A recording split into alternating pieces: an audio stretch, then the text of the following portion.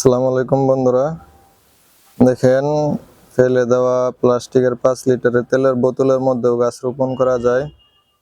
দেখেন আমি এখানে একটা গাছ রোপণ করছি, এটাকে কালো উক্তা মরিচ বলে।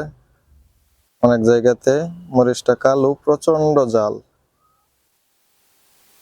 এই গাছেও আমি ওই বোম্বাই মরিচ গাছের মতোই পানি দেই, খোল দেই।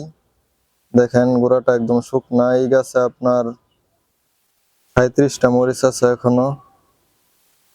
যদি বাড়ির ছাদে এরকম একটা মরিচ গাছ থাকে তাহলে আর মরিচ কেনার কোনো প্রয়োজন নাই। যে কোনো দরকারে অদরকারে যে সময় দরকার পড়বে সেই সময় এখান থেকে কিনে নিতে পারবেন। 5 লিটারের একটা তেলের কন্টির মধ্যে এরকম গাছ আমি লাগাইছি। আপনারা দেখেন গাছে কি পরিমাণ মরিচ আসছে, প্রচুর মরিচ। আপনারাও চাইলে আপনাদের ছাদে বা বারান্দায় এরকম একটা গাছ লাগিয়ে রাখতে পারেন।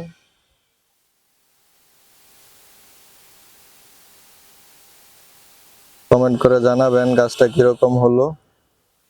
আপনারাও ছাদে বা বারান্দায় এরকম তেলের কন্টির মধ্যে এরকম গাছ করতে পারেন। আজকে এই পর্যন্তই। যদি কিছু জানার থাকে আমাকে কমেন্ট করবেন, আমি আপনাদেরকে জানিয়ে দেব কিভাবে কি করবেন। আজকে এই পর্যন্ত।